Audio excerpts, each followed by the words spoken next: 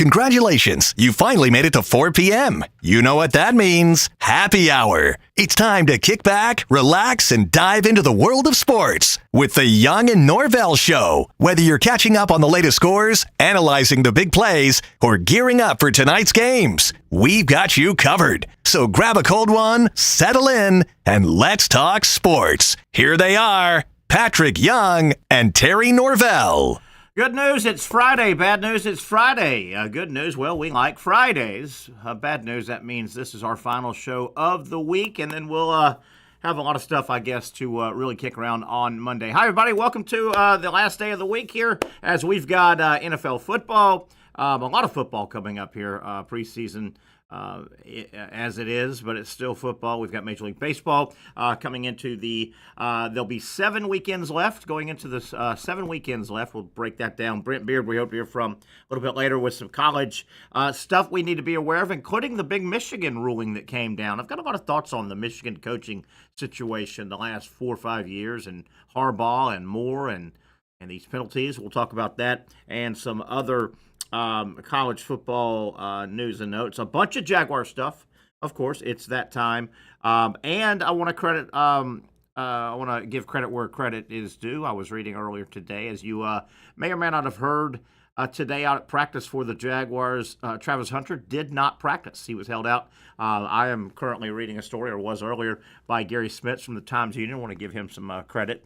And it doesn't sound like it's anything serious, but according to Gary Smits, who was at practice today, Jacksonville Jaguar coach Liam Cohen said the rookie wide receiver and cornerback Travis Hunter did not participate in any of the 4 team periods today at the Miller Electric Center because of what is being termed a upper body injury. First time in camp that the Heisman Trophy winner and number 2 overall pick missed team practices.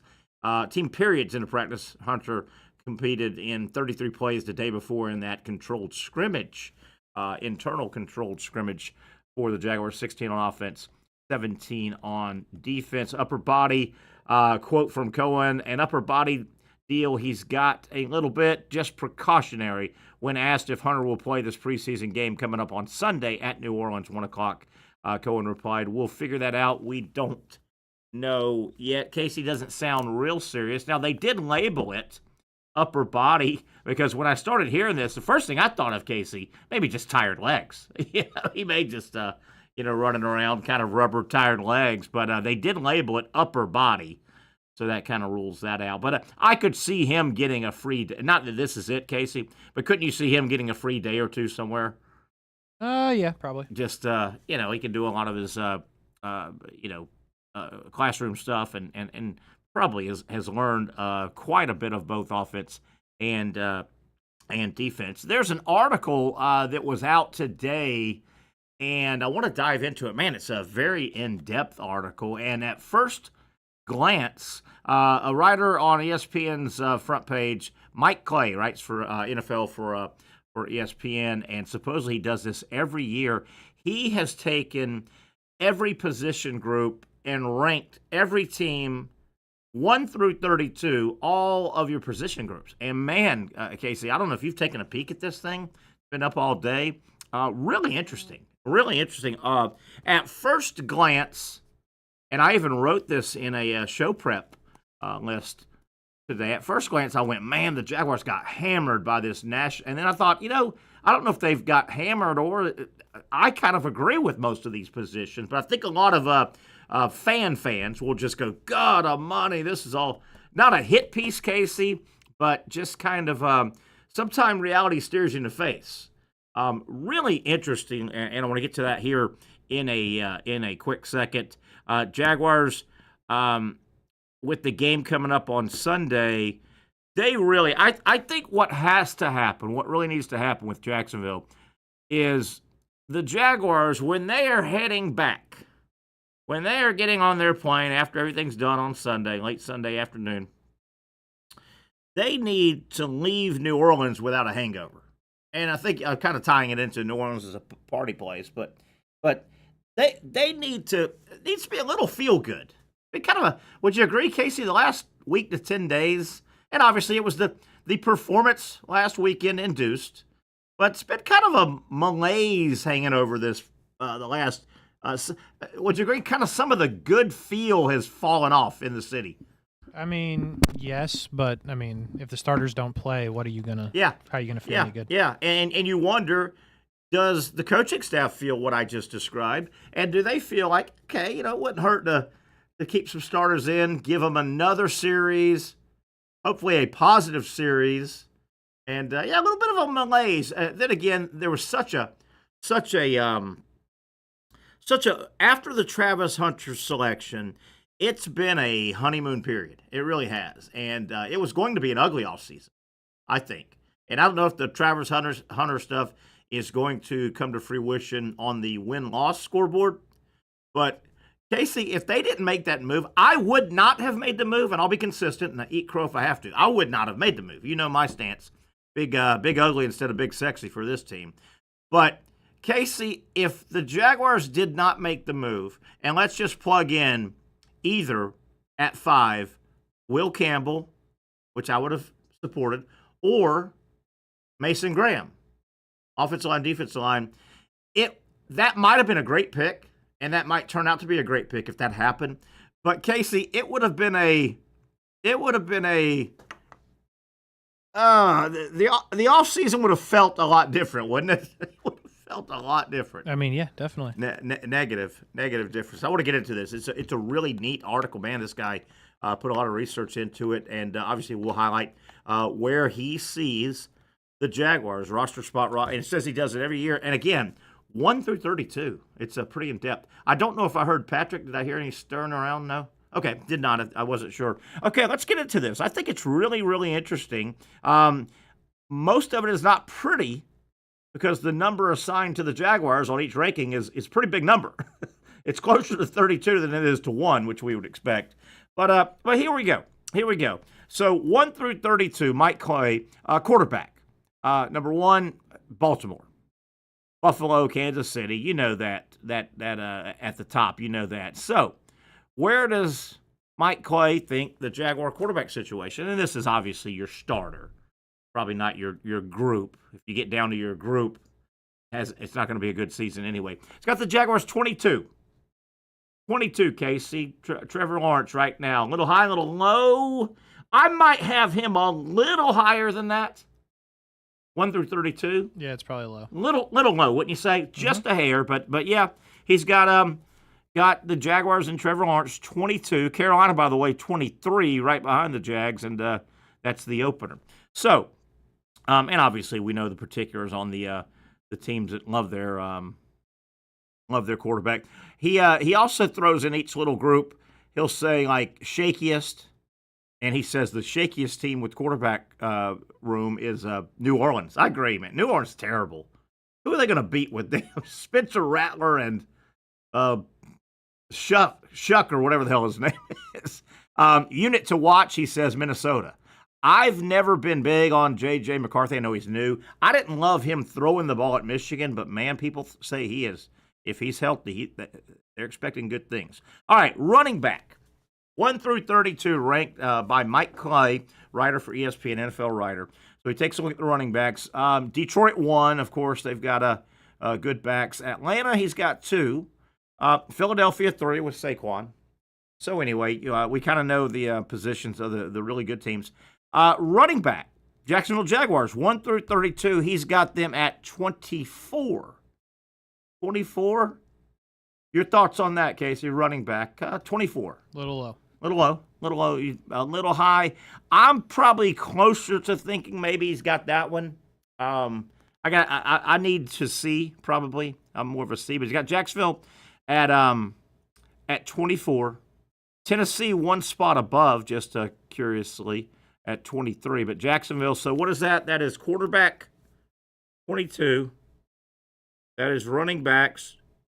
We try to tabulate this a little bit. Running backs 24.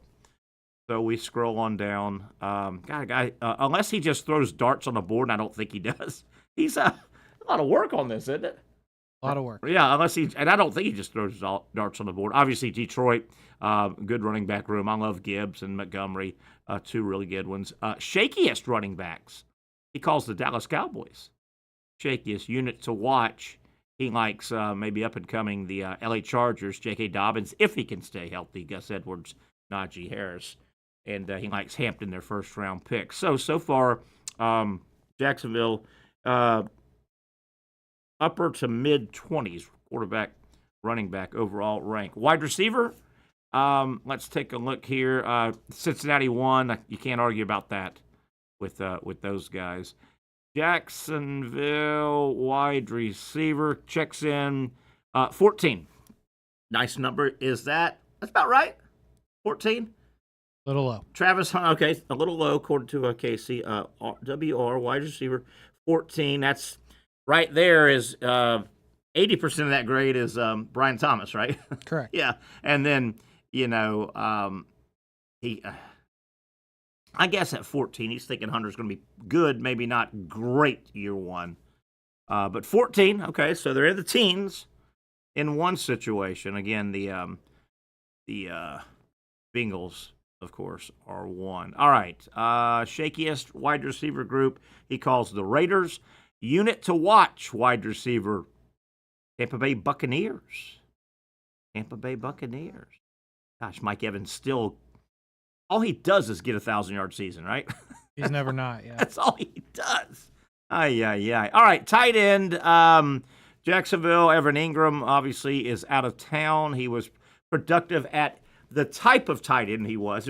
Ingram really didn't get down the seam like some of your star tight ends, but he caught a lot sideline to sideline and caught a lot of passes. Tight ends, overall rank, 1 through 32. This is Mike Clay from ESPN. This came out today.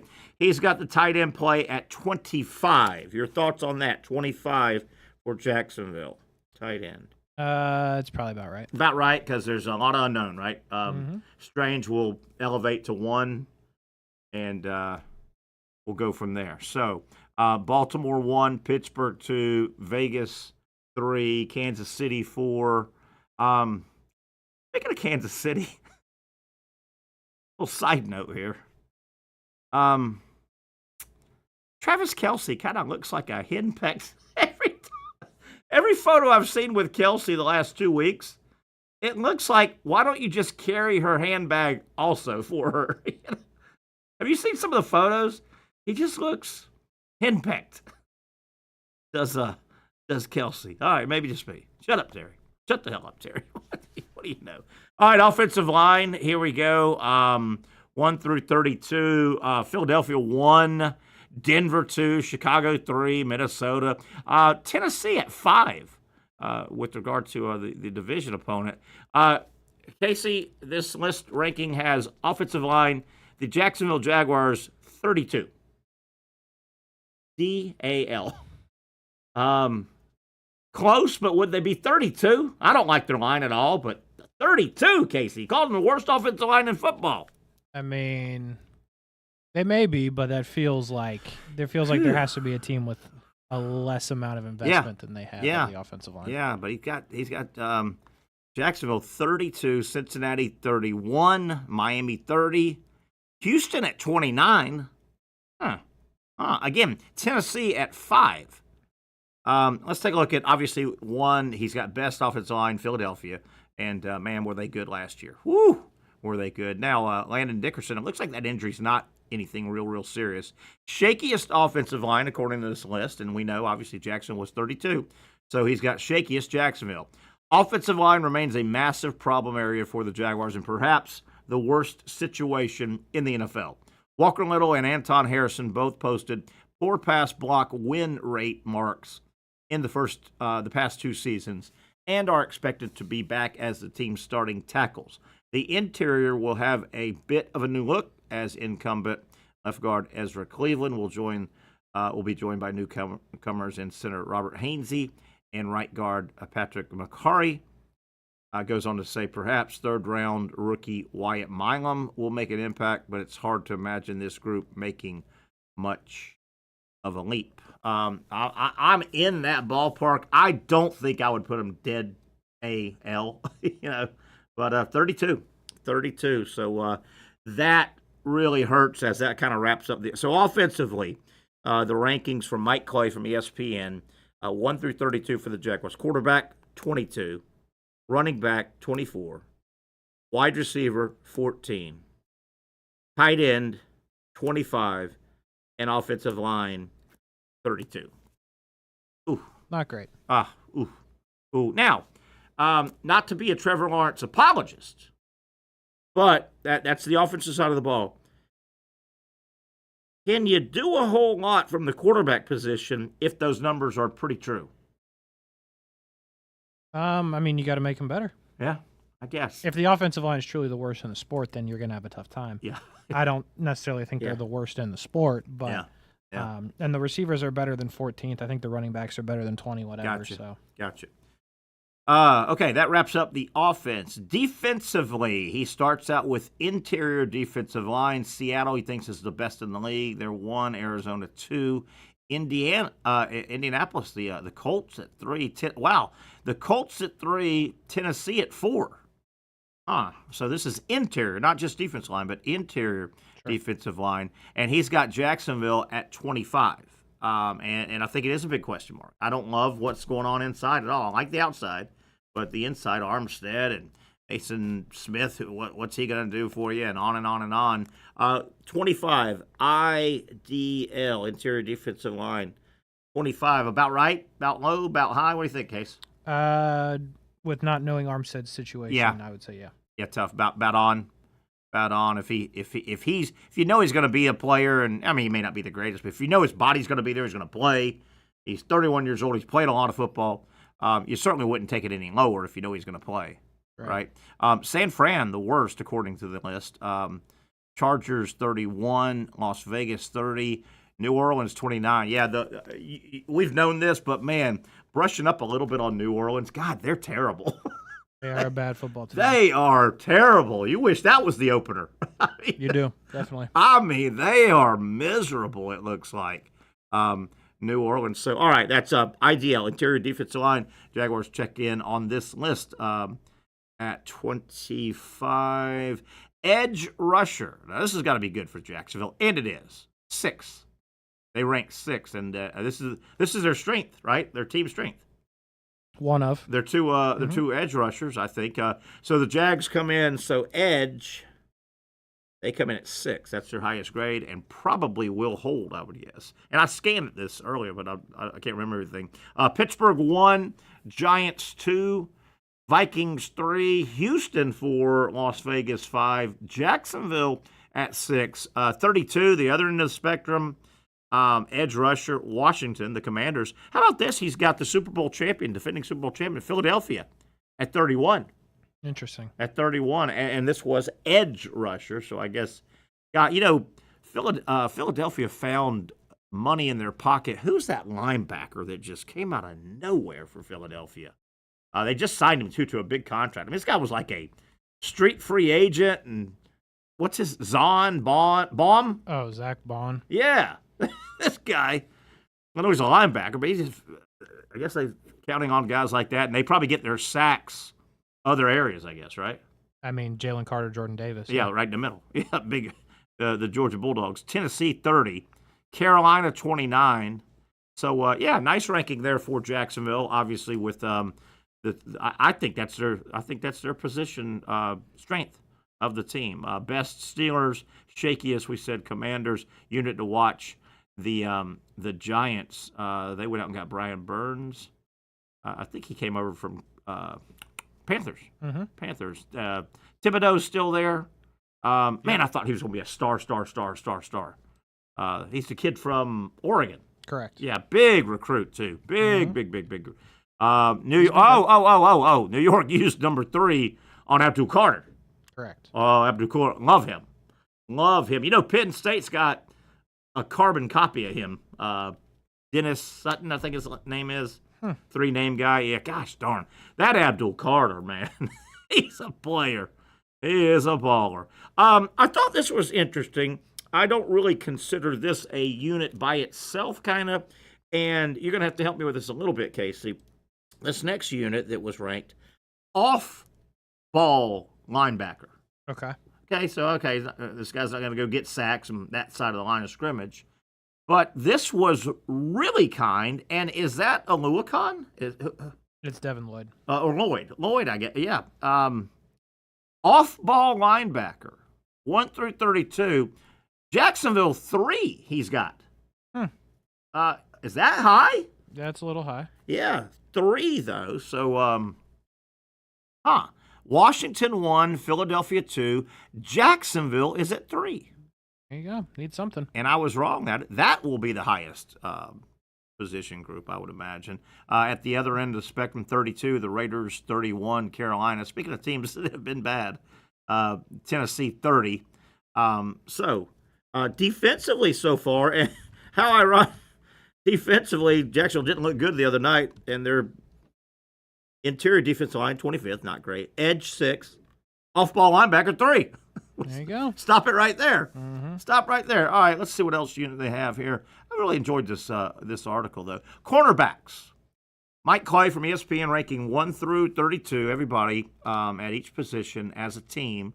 Cornerback position. Number 1, Baltimore. Number 2, Houston. Number 3, the Jets. Number 4, Philadelphia. Number 5, Pittsburgh. Other end of the spectrum. According to this ranking, the worst group of cornerbacks in the NFL, 32, the Miami Dolphins. Boy, I haven't seen anything pro Dolphins this offseason. Been a lot of bad. It really has. Gosh darn, I mean, nothing good. 31, Las Vegas. 30, New Orleans. They're going to be terrible, as we said. Jacksonville, 21, cornerback position. And, man, is that tied to Tyson Campbell, right? Mm-hmm. I mean, he's got to – this is year, and he has got to become the 1-1-1 guy. And 21, that's you want it higher, but is that about right with their group right now with some questions? And yeah, only because of situation. Yeah, free agents that came over. If you knew Tyson Campbell was going to be healthy, then I feel like it's a higher number, but you can't bank on that because he hasn't had a healthy season in years. The guy from it seems like the free agent from Dallas, Lewis, is it? Jordan Lewis. Yeah, Jordan Lewis. Seems like they're kind of happy with him, right? Mm-hmm. They like him a lot. So Jacksonville checks in CB, cornerback, at, what did we say? We said 21. 21. All right, a couple more positions, and we'll put this to bed. I just thought it was interesting. It also, speaking of the quarterback position, unit to watch, Jacksonville Jaguars. Yeah, that makes sense. Yeah, so Clay goes on to say, he's got it 21, but he says, Jaguars are set to return all 3 of their top corners from 24, Tyson Campbell, Monteric Brown, and Jerry Jones. But the trio will have significantly more competition for work in 2025. Of course, the big wild card is the number 2 pick, Travis Hunter, who is expected to focus primarily on wide receiver. So he's got this unit, not all eggs in the Travis Hunter basket. He still thinks they got some other players that he likes. Jaguars also added standout slot cornerback Jordan Lewis and invested a 3rd-round pick in Caleb Ransall, even though he's banged up right now. Is he done for the rest of the camp? Not official, but he's going to play safety. Okay, more safety, okay. Their pass defense, this Jaguars, should be much better than the group that allowed the AFC worst 61.2 quarterback rating last season. So he's high on cornerback, higher than his 21 ranking, it sounds like. That's fair. They have the potential to be a very good group. Yeah. And speaking of safety, here's the safety ranking. Detroit 1, Green Bay 2, Arizona 3, Houston 4, and Baltimore 5. Jacksonville 23 as he pulls the safeties apart from just cornerbacks. So what do we say? Safety 23. 23. And I don't know. Let me see if he does. Okay, overall. Okay, so he takes all of his numbers. Defensively, it was 25, 6, 3, 21, 23. Offensively, 22, 24, 14, 25, 32. And then he throws them all in. And let me see if he gives a explanation. Not really. He just kind of ranks them. So if Mike Clay is right, and he's done this for several years, he's hit some he referenced 3 or 4 years recently where he's some of his up and coming, he's really hit. He's really hit well, including, I think, the Dolphins in 23. Let me see if I can find that. He said, yeah, he's done this for quite a while. I thought I was trying to find a summation, but I can't. Let me see. All right, let's get to the overall rankings. if this was to play out, and I guess you threw it in the computer, I'd be in Big Blue. Number one overall team, according to all this data that he threw out and rankings and position groups, Baltimore 1.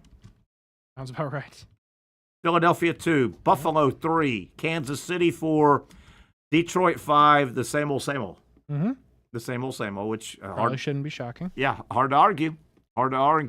Minnesota 6, Cincinnati 7, and I'm assuming he thinks they're going to get off to a good start. Chicago 8. Should I be surprised at that? Bears are good. I mean, they have a talented roster around Caleb Williams. Okay, this is overall. This is overall taking all these numbers.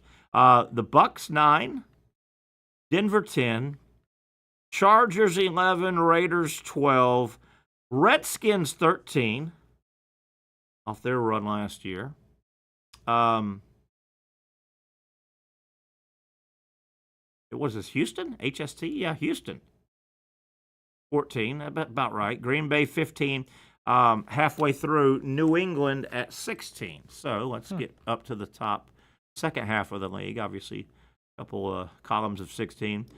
Dallas 17, Pittsburgh 18, Arizona 19, San Fran 20, 21 is Seattle, 22 Indy, and we haven't heard Jax yet. So we've heard Houston 14, and we've heard Indianapolis 22, Giants 23, Dolphins 24, Falcons 25, Tennessee 26.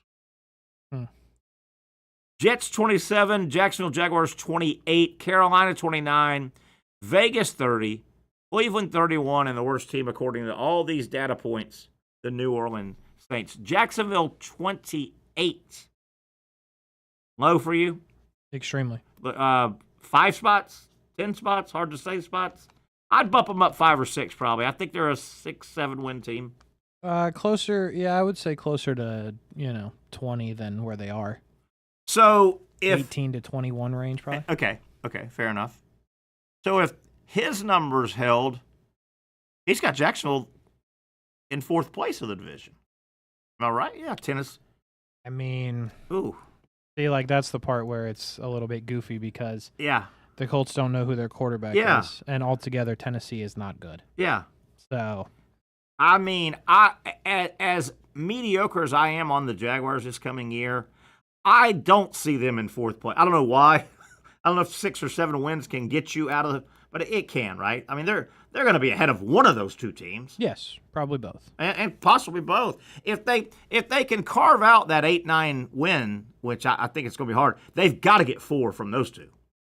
Right? And they could. Yeah, they've got to get 2 and 2. Gosh darn. New Orleans is terrible. I want that to be the opener. I'm telling you. New Orleans is terrible. Oh, really, my really God. They are horrible. Do they still have the who's the dual threat little guy, the running back, quarterback? Alvin Kamara?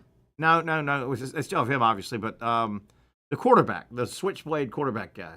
Oh, Taysom Hill? Is he still doing that thing? No idea. Yeah. I would assume if he was, he would probably be in their quarterback competition. Yeah, I was going to say, why wouldn't he be in the middle of that? All right, there you have it. I thought it was a lot of fun. Good article, man. This guy, again, I don't think this guy, I didn't really know much about him, but Mike Clay writes for ESPN NFL, says he does this every year, and I believe him. I don't think he just throws darts, man. That must take a lot to put that together. Yeah. A lot to put that together. So, interesting. So, overall, he's not real high on the Jaguars. Overall, or maybe he says they are what they are. That is what they are. We'll talk some about Jaguars Saints as that game comes up on Sunday, 1 o'clock. A lot of other stuff to get to. Hope to hear from Brent Beaird around 5 o'clock. Off and running, 1 down, a long way to go. We'll take it to 6 o'clock right here on the Young Norvelle Show.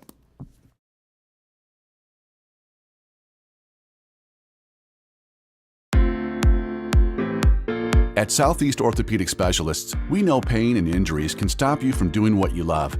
This is why our board-certified orthopedic specialists offer the latest in both non-surgical and surgical treatment options and create a treatment plan tailored to your unique lifestyle and goals. So, whether it is a sports injury or that nagging pain that's keeping you from doing what you love, our team has the right treatment for you. For more information or to schedule an appointment online, Visit our website. You really got to hand it to him. Hold on. The previous play is under further review. I'm not sure what he could review, but okay.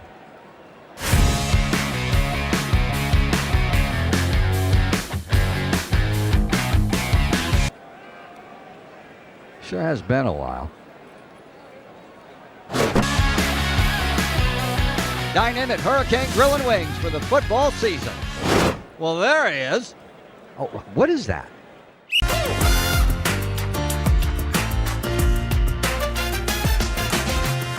Empower a future, inspire a dream. It's a bold but simple mission for the Jacksonville Police Athletic League known as Jags PAL. Help the next generation of kids in Jacksonville shape a brighter future. Their after-school programs, teenage leadership programs. There's community outreach. This has been just an awesome opportunity to be out here with my colleagues and do something good for the community. It's really been an interesting opportunity to just see everybody work together in a way that we don't normally in the office. And there's sports.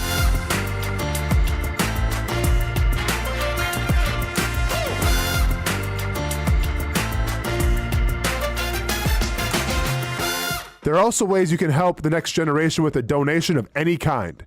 Just visit jaxpal.org to get more information. Empower a future, inspire a dream with Jags PAL.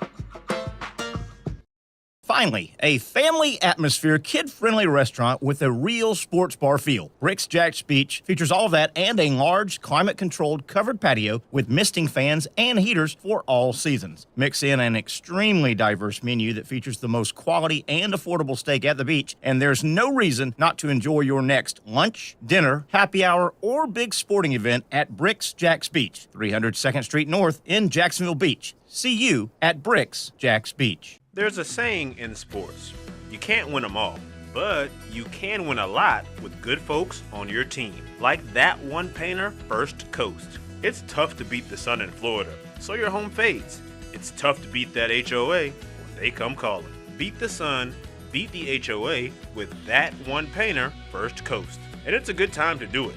Less rain to work around and painting in mild temperatures is perfect. After all, the paint bonds to the surface so much better. Give that one painter First Coast a call at 904-417-3557 or look them up at first-coast.thatonepainter.com. Fast estimate, guidance on color and HOA requirements, and the highest quality job you'll find anywhere. Be a big winner in your neighborhood with that one painter First Coast on your team.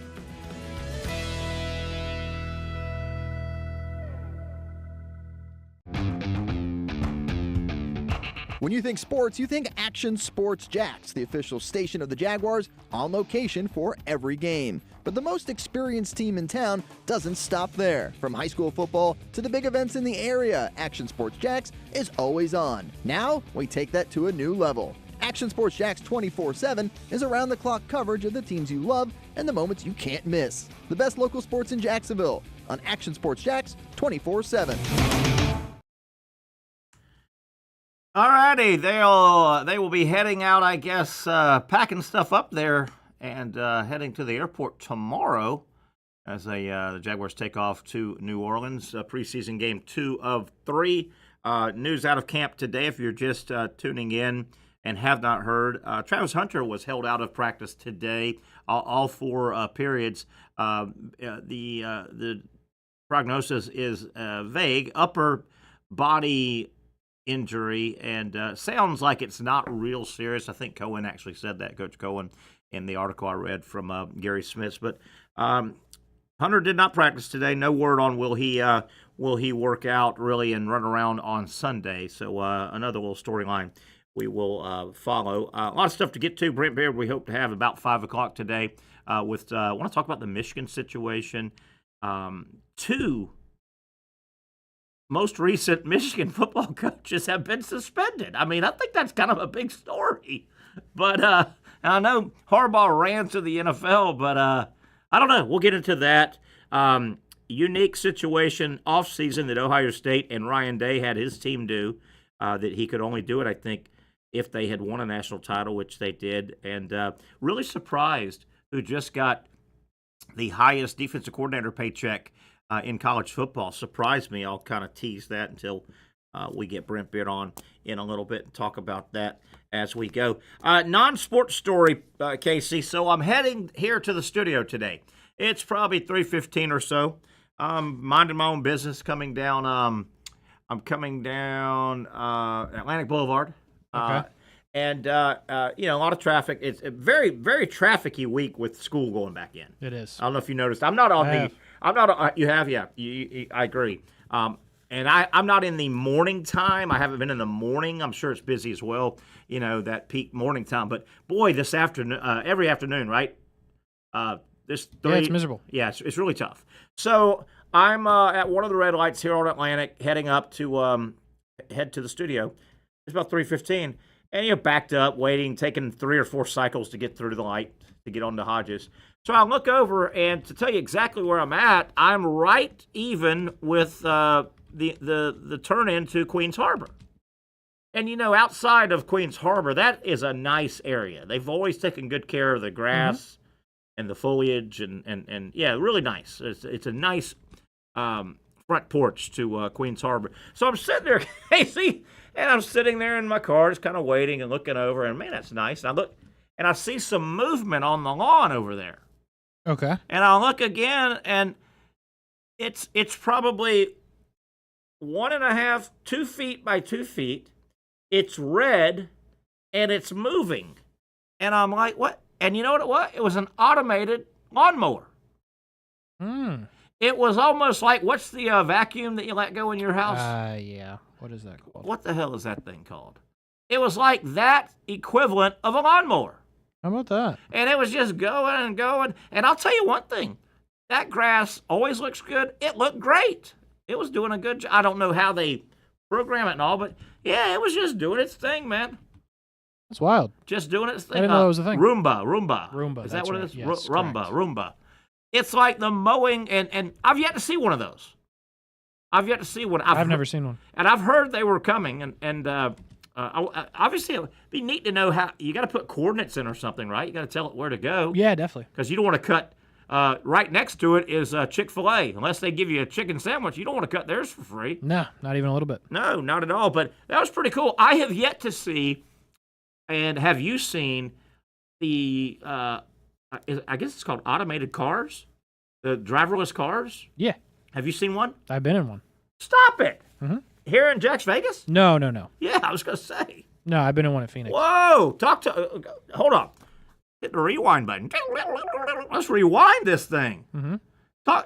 Tell what. You can't just say I've been in one. You just get in like anything normal, and you just sit there and drive. What were you doing? Have you ever done it before? How long did it take?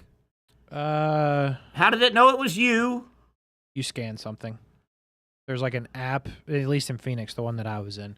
You call it like an Uber. It shows up. Okay. It says, "Is this you?" You scan something. You're like, "Yep." You get in. So you're told it's a red Prius. Well, no, they're all this. It's not like that. They're all the same car. Okay. They're all like Teslas, basically. And does it have a steering wheel that moves? Yeah, it does. But nobody's moving it. Nope, there's nobody there. Except that invisible guy that you can't see that might be a killer. I mean, probably, but if he's an invisible killer, I feel good about it. Now, when you opened the door, was there a recorded greeting or anything? Like, hey, how you doing, sir? No, I don't think so. Huh. I don't remember fully. It might have came up on my phone, like with the app. But now do you think, one of the Uber issues is they don't want you eating in their car because they don't trust it. Sure. You think you could pile in there with Chick-fil-A and McDonald's and they would? Probably not. Would be my guess. Because then, like, it just goes to pick somebody else up. So, like, if you left a mess, that would be a problem. Yeah. But I don't remember them being like. I mean, would the car would it sense there's a hamburger and shut itself off? Or no, I don't think. No, I don't think so. I think it would just keep going. Did you feel like it obeyed all the basic traffic laws? I mean, yeah, it's really slow. It goes real safe. I mean, it goes the speed limit. Yeah, it's going to go the speed limit. Like the speed limit. Yes, exactly. Yeah. So like, I don't know. It was interesting. They had it. That's the only reason we did it. It wasn't like. And you said this was in Phoenix? Phoenix, Arizona. Yep. Did you happen to look over at other car drivers and did they kind of give you the what the hell? No, because it's so normal out there. Were you in the front passenger seat or did you get? I was in the back. Yeah. It's me and my buddy. We were both in the back. And do you think you could say, hey, can you turn on some tunes? Or There was a radio thing. I just forget how it worked. We didn't do it. And AC and stuff like that. AC for sure, definitely. You would probably get to control that. Yeah. That's in the back. And yep. Did when you got to your destination, did it say you've now arrived or? Yeah, there's the GPS of like the Tesla talked. Yeah. That's pretty cool. Mm-hmm. That is pretty cool. And just all credit card, just boom, boom, boom. Yep. There's an app just like Uber, and then like. What's it called? Do you know? I don't remember. Yeah. I'll find it. I would imagine at some point, you know how Uber and Lyft are the dominant ones. They'll be dominant ones of those, right? Yeah, this was it. Whammo. Do you know? I know you're not the expert, but you've much more than me. Sure. Do you know? Do you think Lyft and Uber will try to just spin off into that market? Yeah, I would assume it's extremely expensive though. Like to have the car that doesn't have the person. And I guess like anything else, generally you would think the driverless car, as you said, with the technology it would take, the front end cost is high. But if you keep that car making money for 5 years, it paid for itself. Correct. Yes. But you got to have the XY, the scratch to get it. Mm-hmm. Yeah. Wow. And that was your first time? Yeah, because, we got there and we didn't know that was like a thing, obviously. Yeah. And then we were like, I'll show you. Because, it's not like a normal car. Like, it is, but, it's something different. So we were like, what is that? And we were out there for, 2 weeks. And then we were like, we got to try this at some point. I'll get a picture of it. Nice. That is crazy, man. I was, that's got to be impressive. Were you scared at all? Yes, definitely. Were you scared at all? 100%. Yeah, I mean. But, I kind of thought. You're in a car that's driving, and nobody is in the driver's seat. Yeah, it was a little. The part that worried me was somebody else hitting us. I didn't think the car was going to run into somebody. That's a good point. I thought, if somebody ran a light and we were, in the green to go, what's the car going to do? Think about. Just get hit. And we could ask Mike Freed this. Obviously, he's an attorney. Think about the whole world of litigation that's out there because, if you were in an act, there it is. That's the car. There it is. So, to my point. Pretty sharp looking. It is, but, you when we saw this camera-looking thing, and this thing on the top spins the whole time, by the way. Nice. We were like, what is that? And then we, figured it out. Sharp. And there's all the cameras, right? There's all almost the like a Tesla, mm-hmm. Reading everything. But, if you get in an accident, unless the brains of that thing went haywire, it's probably got to be the other person's fault. Yes. Wouldn't you think? Yeah, because it's not going to, run a light. But if so you wouldn't ever be probably held liable. But if you get injured, you're in the middle of that, Yeah, I wonder how. Let's say, unfortunately, that there was let's call it just a fender bender. Somebody, a driver car hit your car, your driverless car. Mm-hmm. I wonder how awkwardly when the police show up, what do they? What? That's new for the police. I mean, there's only half of the.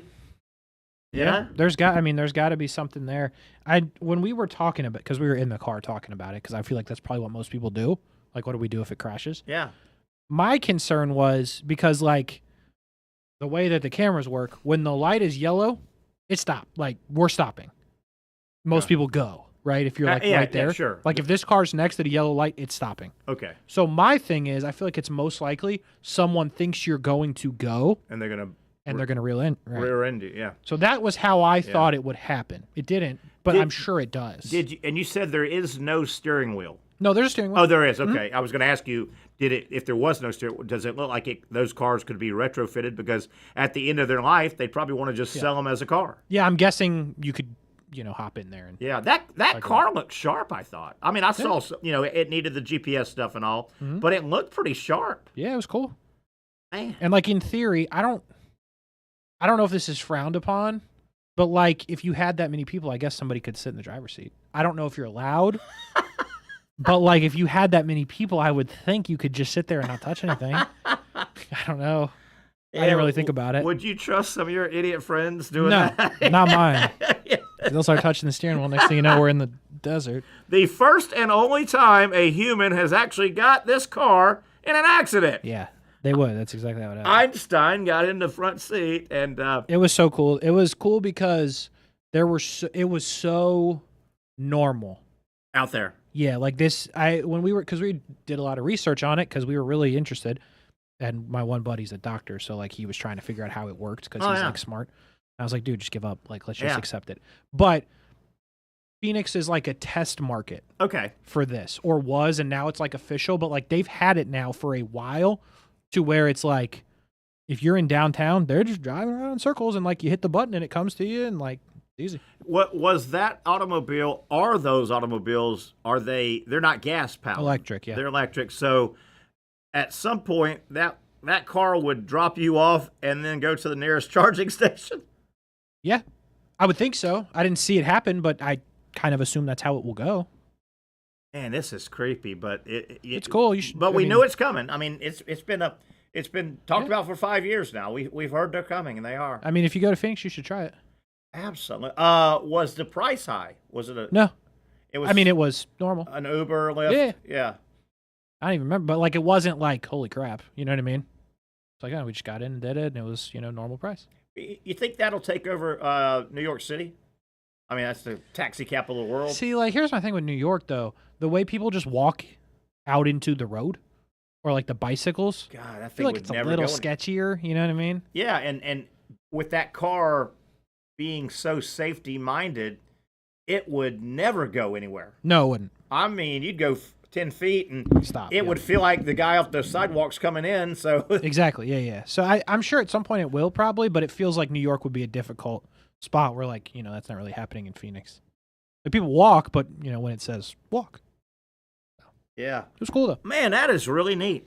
Yeah, that is really neat. All this spun off on my little. It is, yeah. Automated lawnmower. I didn't know it was a big story. I would have led with it. Oh, in February. Man. Yeah. That's when we did it.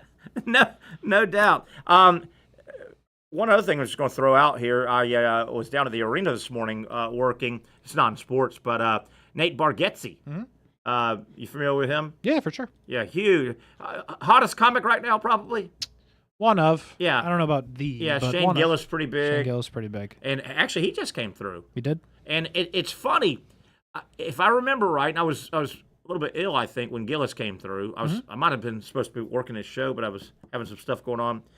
I think Gillis totally sold out. It was. Ass in every seat, about 14,000. Particularly when they and tonight Bargatze's got a circle stage in the middle, which I love those, by the way. Those are cool. And that you can open up the whole place if you have a circle stage, because you don't have to worry about the upper behind you. You can't see, so Correct. you can't sell it. So 14,000 tonight, man. I mean, it'll be packed. But he's funny. I like him a lot. He's like most. He's observational humor, day to day, and relates to you and me. And at the grocery store, his thing is, number one, he's funny. He's got a real good, smooth, deadpan delivery, and he's clean. Mm-hmm. He's just. I mean, I don't even. He may not even say damn. I don't know if he does. Yeah. Just clean and funny, but it'll be fun. It'll be fun tonight. I'm not going. I worked it, but yeah, it's ironic. I guess where I was going with this is, the last two arena shows, and probably the two that I can think that sold out.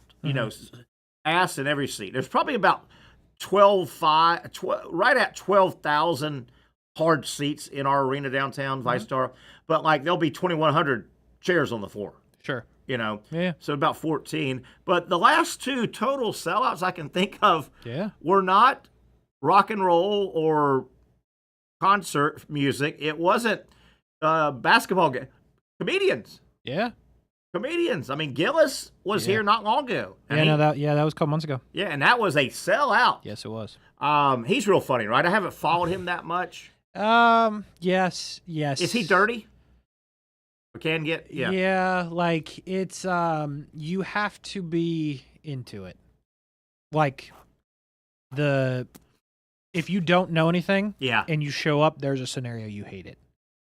For Gillis. Like there's a chance you don't relate. He's got his own language kind of stuff, or no. It's just like, like a Grateful Dead. If you don't know what goes on, well, like a lot of his gimmick is like, not a lot, but there's a significant part of his act where he talks about his family members that have like Down syndrome. That's like a big thing. And if you're not ready for that, if you're not willing to, like, I can see that. I don't want to say laugh at that, but if you're not willing to go where he's going, then it's questionable. And he's, comedy is one of a couple of aspects of animation as well. Yeah. That there are some understood liberties that they can take. Sure. And it does make it better, I guess, wink, wink. I guess it makes it better if he legitimately does have Down syndrome people in his family. That's just not his shtick. Yeah. But I could see if you didn't know that, and you're getting settled in, and you and Sweetheart are getting your candy and Cokes, and my Down syndrome stupid little brother, It's very like guy comedy. Like before he did stadiums, he did a lot of bits about how he'll watch like the girlfriends of the husband or the boyfriends, and like he'll watch the females that come to his show that don't really know what's happening, be disgusted, but the boyfriends will be laughing. I think he's very funny, but he's not for everybody. But on the flip side of that, Bargatze, though, like you can just buy a ticket and have no clue what's going to happen, and you probably won't be disappointed. Jacksonville hit a home run timing wise when Gillis came through, because he had just been on Saturday Night Live, I think. I mean, like days before. Yes, no, it was that weekend before. Yeah, and just smoked it, and all of a sudden, boom.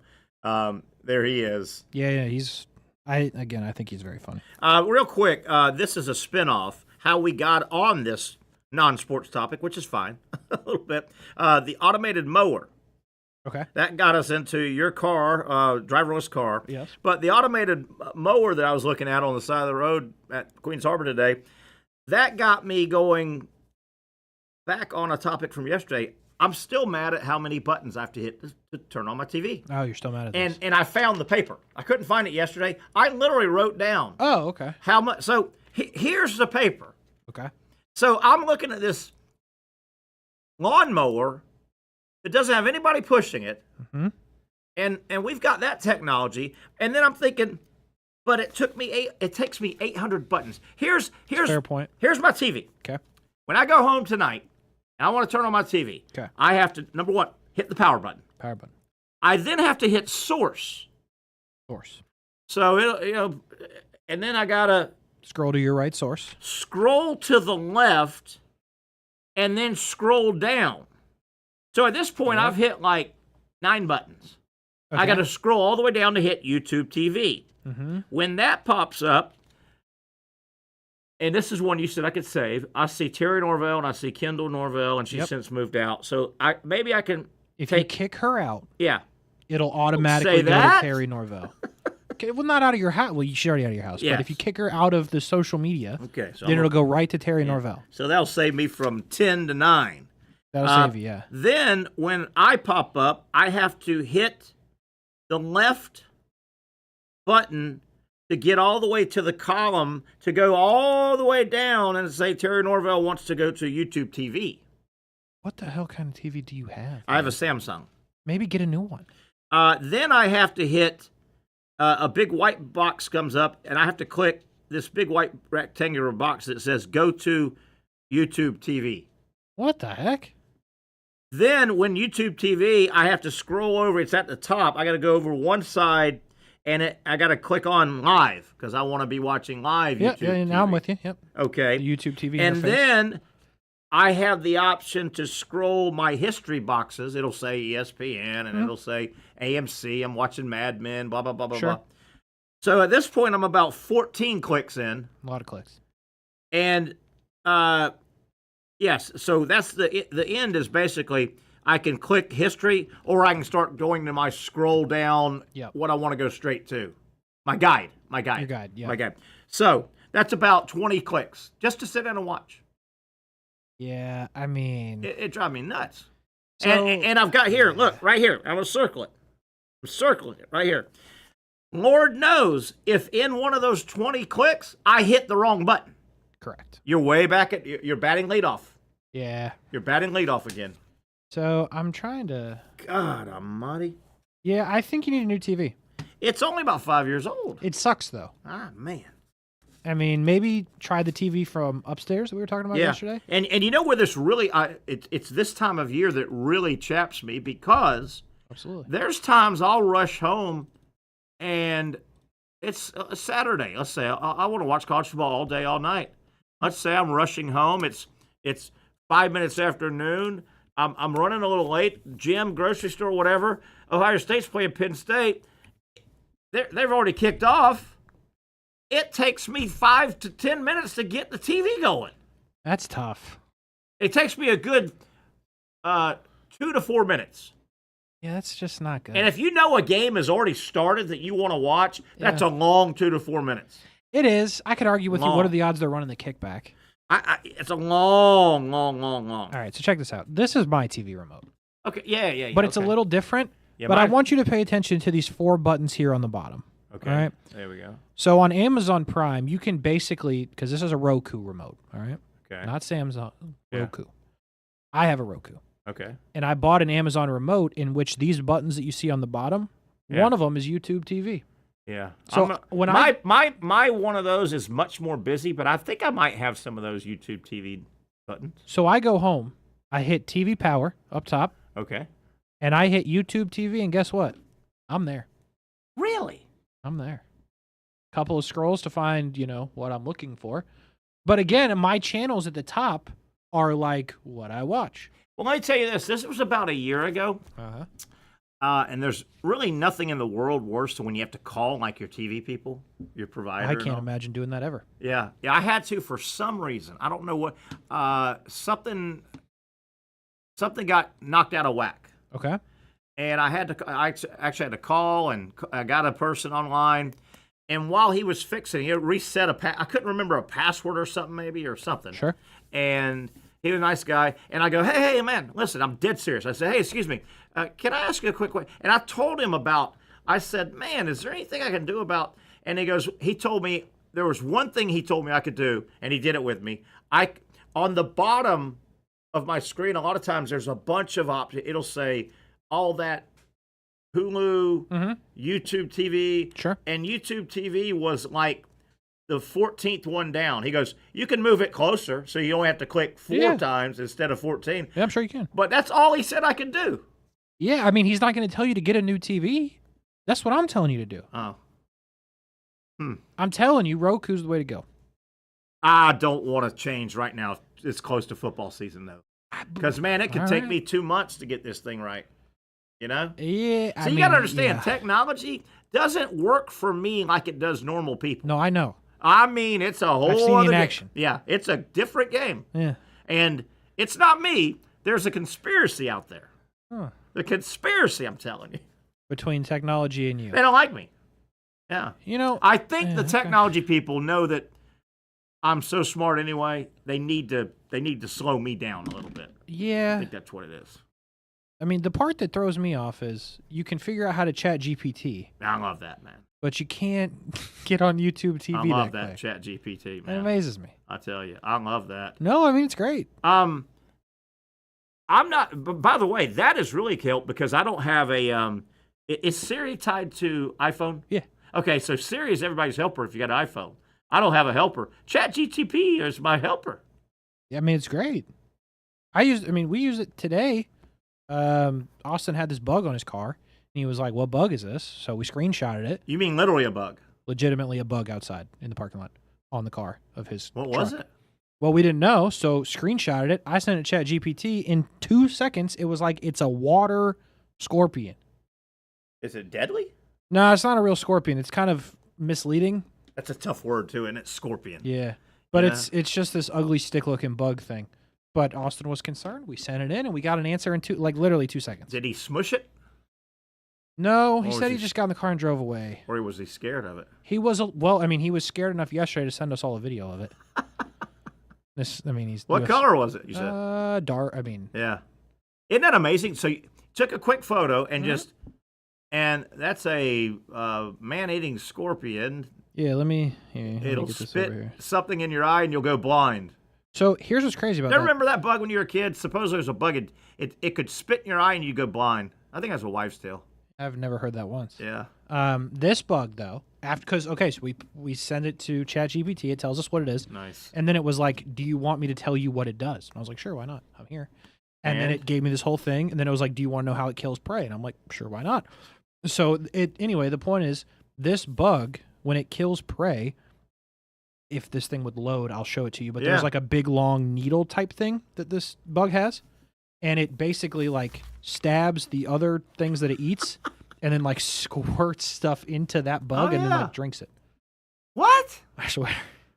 I mean, that's what ChatGPT said earlier. Mother Nature's cuckoo. Yep. Holy cow, that is nuts, man. Isn't it? That is nuts. I actually am such a Chat GTP guy, GPT, whatever it's called.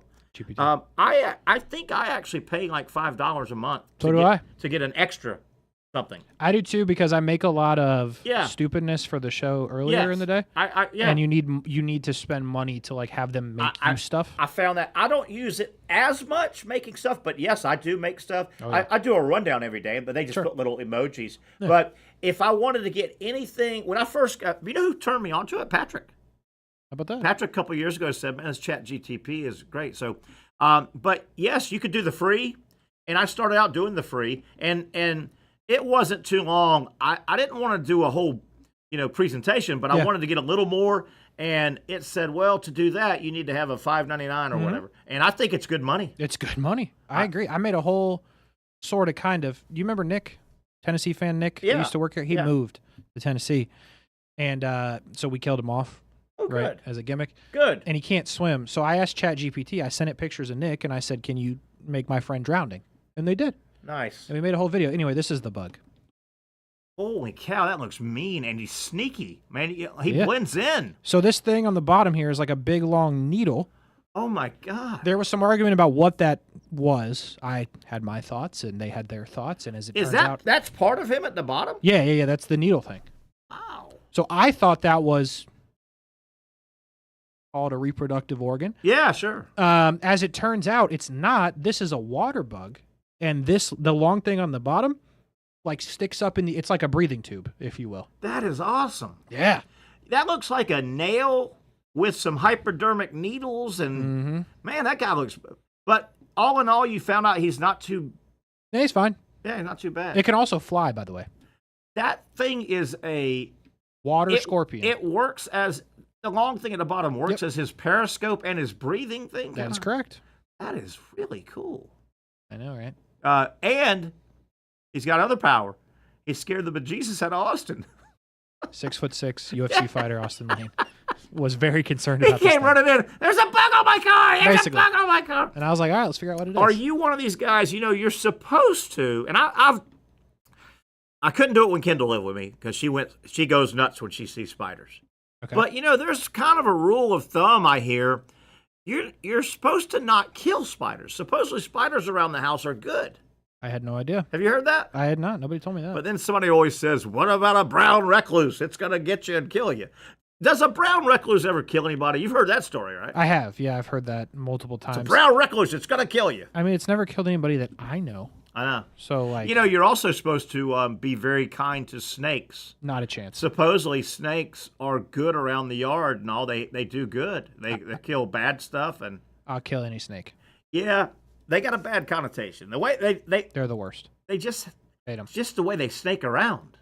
Hey, they're just gross. Yeah. I mean, so you're a guy. If you see one in your yard, are you tippy toeing to get the shovel? Or what? I mean, you don't go shoot it, do you? No, I don't. But I'll get rid of a snake if I have to. The big debacle recently was my dog and the snake in the yard. It was just a black racer. And they went at it?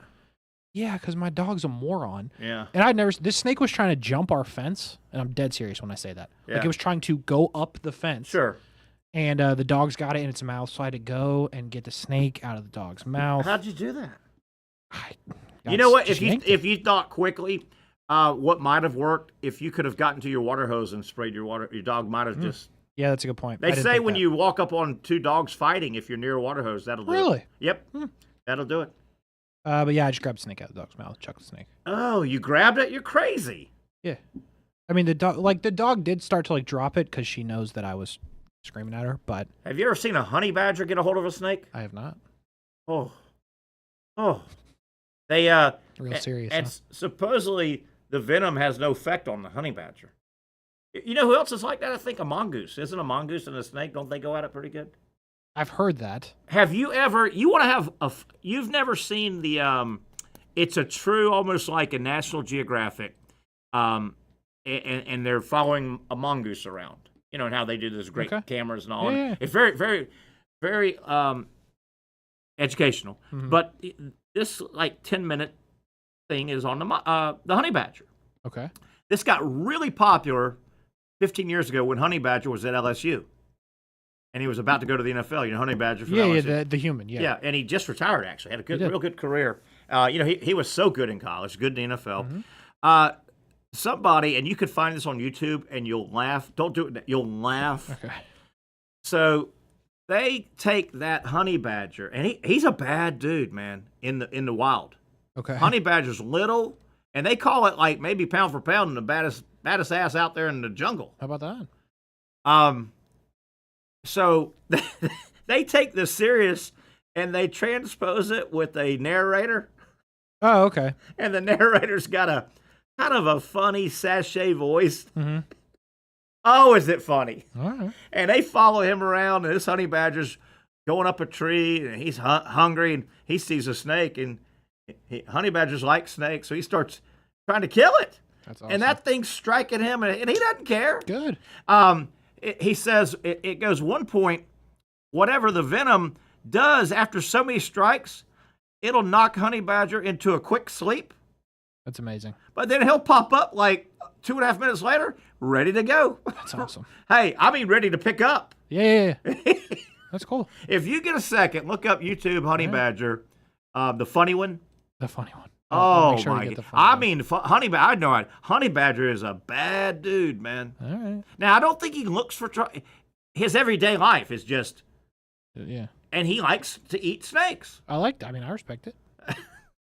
Goodness. I don't know how that could be very filling, nutritionally wise, because they're, small and skinny, but. Ooh. I don't know. But, man, you don't get a lot of guys looking for some snakes. No, you do not. You know? You definitely right? do not. Honey badger wakes up. Let's see if I can find a cobra. I love that. All right, let's take a break. I don't know if Brent Beaird's around. He heard a lot of that. I hate to tell you. Oh boy. Okay, let's take a break if Brent doesn't mind. We'll come back. It's a fun Friday, as you can tell, edition of the Young Norvelle. We'll get it back on the tracks. College football talk. Michigan, some stuff going on, and Ohio State, some off-season book reports. Pete Golding of everybody, you would think. He'd be the last coordinator to get a big payday. We'll talk about that and a whole lot more with Brent Beaird on the other side. You really got to hand it to him. Hold on. The previous play is under further review. I'm not sure what he could review, but okay.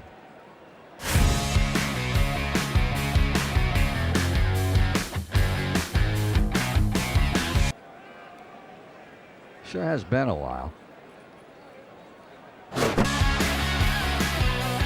Dine in at Hurricane Grill and Wings for the football season. Well, there he is. Oh, what is that? At Southeast Orthopedic Specialists, we know pain and injuries can stop you from doing what you love. This is why our board-certified orthopedic specialists offer the latest in both non-surgical and surgical treatment options and create a treatment plan tailored to your unique lifestyle and goals. So, whether it is a sports injury or that nagging pain that's keeping you from doing what you love, our team has the right treatment for you. For more information or to schedule an appointment online, visit our website. Most of us know how to throw.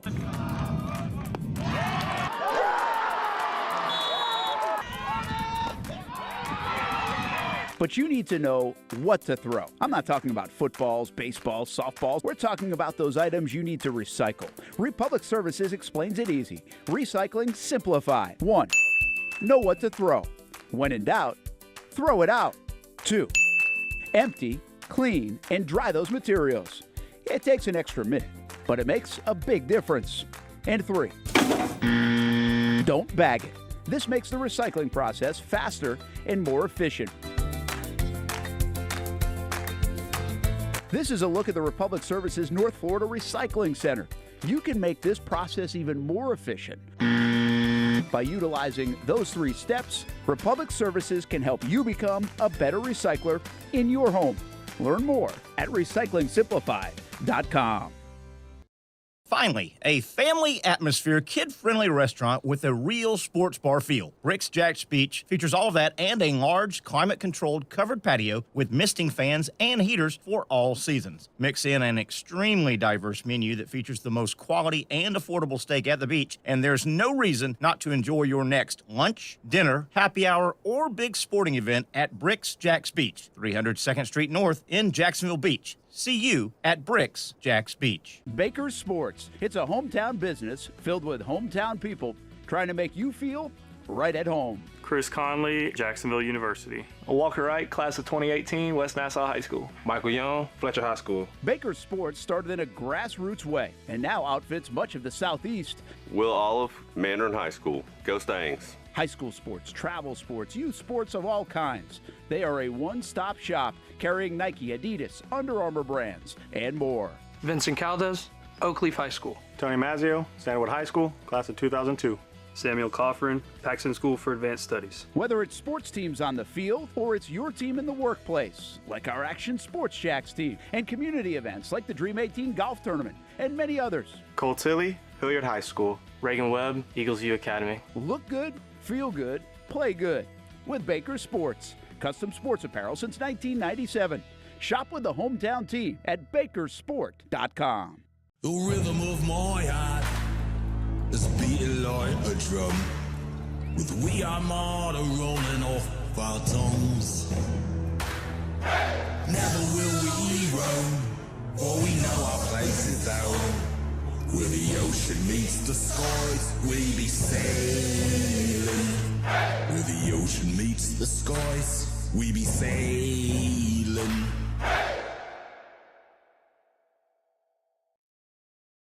All right, we've had him on for a long time waiting, and we apologize, Brent Beaird. Got off on a tangent there as we welcome our college football guy to take us through. Greetings. Hey, buddy, sorry to keep you so long. We had some crazy stuff going on.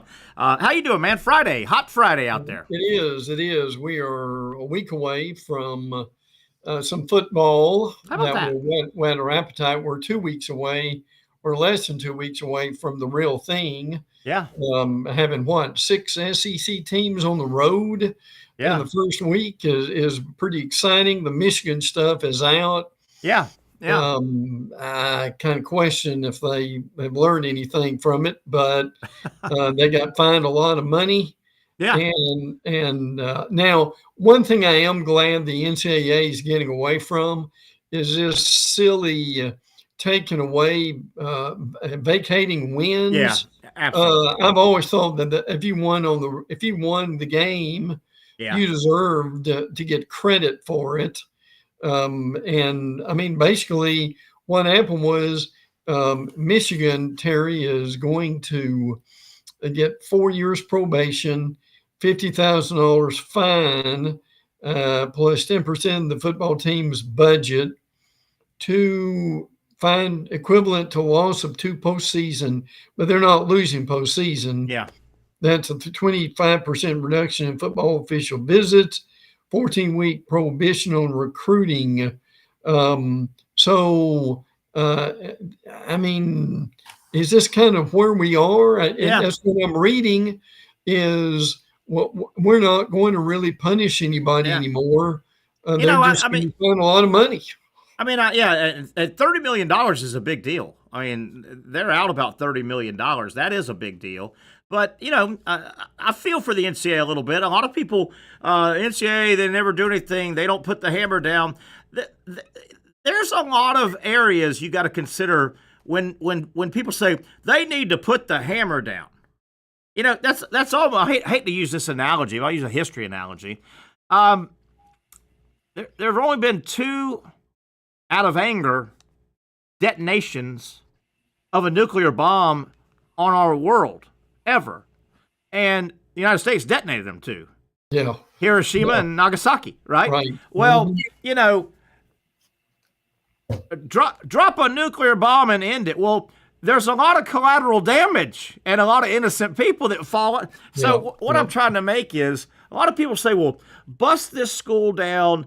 They can't do anything for 5. Well, if you say you can't do anything, can't go to a bowl game or this or that, you're punishing a lot of innocent players on that. You know, there's not a lot of good. But my question about the Michigan stuff is, my goodness, Brent, and I went back and chat GPT'd it to get reminded. The last 2 Michigan football coaches, including the current one, have had to serve suspensions. Yeah. I mean, isn't that really damning?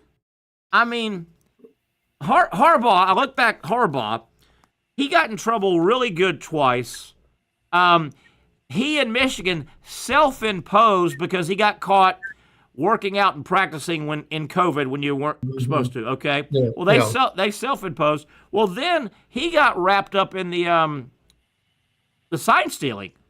And I mean, the NCAA busted his tail. This Sharon Moore, he had his own stuff, right? I mean, am I making too much? Michigan's last 2 coaches have been suspended in season. That's a big deal, I think. Yeah, Sharon Moore is suspended for game 3 and 4 and for like game 1 of the following season, which makes 0 sense I don't get that either. at all as to why they're doing it. Now, Tennessee was fined $9 million in their NCAA case. Michigan's been fined $20 million. I think that's the I've always thought the monetary fine was was worse than what they were trying to do. And keep them. And look, you can't keep teams out of bowl games anymore. You can't do that. And again, the collateral damage. If you say Team X can't be on TV, remember that used to be one of the big punishments. Yeah. Well, the problem with that, yes, it was a deterrent, but it punished the opponent. Sure, it did. If Team A cannot be on television, that's punishment. That is bad punishment. Yeah, it is. But Team A's opponents, all the way down the schedule, they don't get to be on TV that week. That's terrible. That's not an answer. No, they will never keep anyone off TV again unless it's just egregious to the point of almost being unlawful. But I mean that's basically what we got. And the thing that amuses me maybe the most is Michigan is appealing this. Now, I mean, I guess you're appealing it if you're trying to get some of the money back is what they're trying to do. But I mean, Terry, frankly, I mean, the money they're going to spend with the appeal through the courts is probably going to be about the same amount that they would even get back, right? I just don't. This Michigan stuff doesn't sit well with me. Well, Terry, how would you punish Michigan? I don't know, but my God, their last 2 coaches, including their current one, have been told they can't coach. Yeah. Right? I mean, imagine if that happened to Ohio State. The Michigan fans would be just all over Ohio State and saying, "Man, what kind of a thug rogue program are you running?" I don't know. Well, but here's the thing: Michigan took the gamble, and they got their hands slapped. Yeah. But they won the national championship, which is what they wanted to do in the first place. Yeah. So it's a little bit like the Major League Baseball luxury tax. You know what? If monetarily and any other area, if it's enticing enough for you monetarily, if you think winning a World Series, I can make that luxury tax back that I had to pay. And then some. Yep. Well, I don't give a damn about the luxury tax. Oh yeah, bill me. Yeah. Well, I mean, Terry hasn't. Now I like to know the numbers, but I mean, hasn't Michigan almost got this money back? You would think probably in souvenirs and things that the value of a national title. Yeah, absolutely. Souvenirs, donations. Yes. You just stirred up. Yes. Michigan hadn't won a title in years. You Yeah. just stirred up the nation. Speaking of Michigan, Ohio State, Brent, I don't know if you saw this, kind of funny, and I truly don't. I believe this could not have come out if Ryan Day and Ohio State did not win a national title this past year. So the story is that Ryan Day, coming off the national title, he wanted to kind of start working on his team's psyche. And, hey, man, that was last year. That was last year. Coaches always look for motivation. So he had this idea not long after Ryan Day led Ohio State football to the national championship this past year. He began agonizing over how to refocus his players for a new season. So Day had an idea. He had his players read a book. He told his team they have to read a book. The volume he selected was Chop Wood, Carry Water, How to Fall in Love with the Process of Becoming Great. Yeah. So all that, it's 118 pages, but you get it. It's a get you thinking. And so he made his team read that book this offseason, okay? Now, what came to my mind, if Ryan Day had not won the national title last year, he could have never even breathed this, because Ohio State would go, wait a minute. Ohio State fan would go, wait a minute. Is our stupid coach making our players in the summer read a book as he's lost 4 games in a row to Michigan? Yeah. We need to do something. But because he won a title, he can tell them to read this book. I thought that's kind of funny. I'm being funny here, but kind of funny the way that played out. Well, when you win a title, you get to do a lot of things you normally wouldn't be able to do. And particularly like Ohio State has not won one in a while, neither did Michigan when they won there. So 2 teams from the Big Ten that won titles. Penn State is up there. They're in the top 5. I think they're number 2 in the AP poll. But look, I appreciate Michigan, Ohio State, and Penn State, but Terry, don't tell me this Big Ten is the greatest conference around right now, because you've got maybe 3, maybe 4 teams that can win out of nearly 20, and frankly, the odds of winning outside the big 3 or big 4 are pretty slim. Yeah, and the Big Ten, definitely. The next Big Ten program that wins the college football national championship, for the Big Ten's sake, it needs to be Penn State or Oregon. It doesn't need to be Ohio State or Michigan. I will say this, though, Brent. The Michigan fan, even though it was tough watching Ohio State win that final game and hoist that trophy, Michigan fan has not let Ohio State fan forget that, you won a national title, but you've lost 4 in a row to us. That's right. How that? Yeah. Ohio State won the national title. And that reminds me, you remember 100 years ago, way back. Let's take it back to 1983. I was a little whippersnapper. Got in my car, drove over with some friends, drove over to Gainesville, went to the season opening game in 1983. Florida hosted Miami. And two pretty high, both teams are 15th, maybe 10th, maybe 15th ranked. Pretty good teams. The Florida opens up. Howard Schnellenberger's coaching Miami. Charlie Pell. Florida, it was a good game. Second half, Florida got away from them, and the Gators won the game 28-3. Who was it? Bernie Kosar won the job over Vinny Testaverde. Nobody knew who they were. So Florida ended up pulling away and won the season opener 28-3. Miami never lost again, beat Nebraska in the Orange Bowl, and won their first national title. And Gator Nation, for years, never let that go. There were bumper stickers. Florida 28, national champions 3. That's what Michigan's doing right now to Ohio State. They are. They love that. Absolutely, they love it. Now again, Ohio State has got a new quarterback that they've got to bring in. They've got one from Alabama who may or may not necessarily be involved with it. They've got players from Ole Miss at running back. So, I mean, it would be an interesting Big Ten. And again, Ohio State, Texas to begin the year, Terry, is going to be that's going to be a really good game. I still think LSU Clemson will be better with that.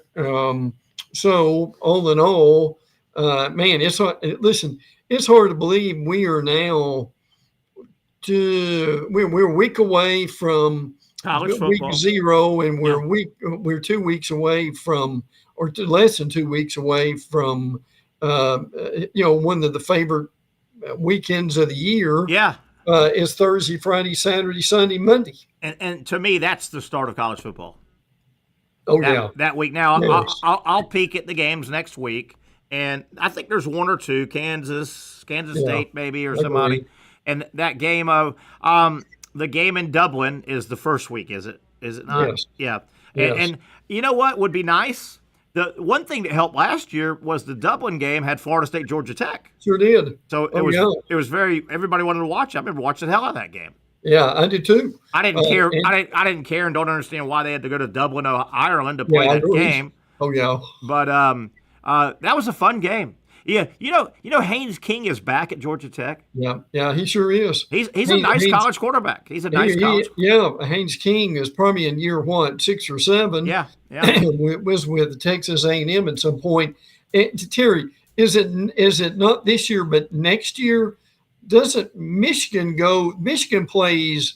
I'm trying to think. I'll look this up in a minute, but Michigan plays someone over there overseas, and it's not London either. Yeah, I think it may be that series. I don't like that series in terms of just doesn't make any sense to me. Yeah, I understand. Yes. And how about FSU fan? And I mean, this really, I talked to some people that I know some people that made that trip. FSU fan.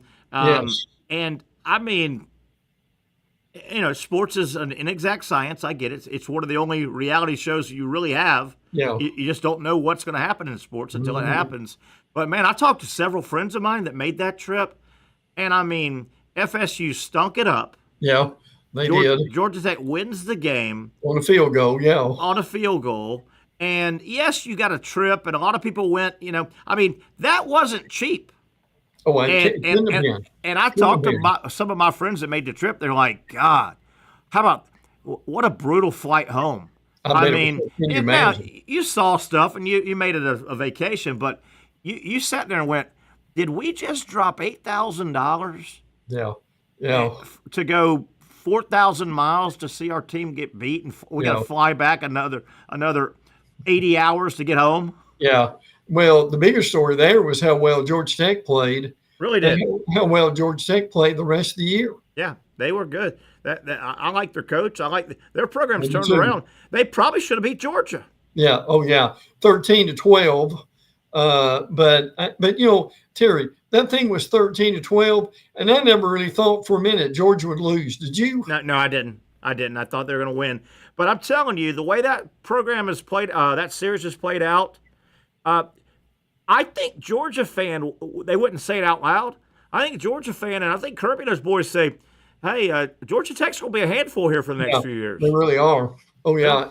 And you remember, I'm trying to remember that there was a awful call on Georgia Tech. Yeah. That I believe Terry went at 4th down and Tech actually held Georgia. I think so. And there was an awful call toward the end of the game. They gave Georgia a 1st down and really they gave them the ball back. Yeah. So boy, that was tough for Tech. Really was. I just saw this and I'm not anti on this coach, but it just kind of hit me between the eyes today. I see the headline from college football. One of the headlines says, Pete Golding. Yes. Signed new contract, highest paid DC right now. Yep. And where's he at? He's at Ole Miss, right? He's at Ole Miss. That's right. Came over from Alabama. And I know Ole Miss went hard on defense in the portal, and they picked up their defense, but this year they played better defense. And good for Kiffin. He saw that was a Achilles heel. They played better defense. But Pete Golding is not the best. Pete Golding should not have the highest paid D coordinator job, in my opinion. Yeah. Am I all wet on that with him? No. Maybe he's better than I thought. I think he's pretty good. But I'm not. I'm with you. I mean, I'm frankly surprised that happened. Now they've got Princely U at defensive end. They got Centurion Perkins comes back. Yeah, he's a nice player. Yeah, he really had DJ Daugherty is that their linebackers are pretty stout. Sage Ryan had 21 starts at LSU, so he is pretty good. I mean, they've got.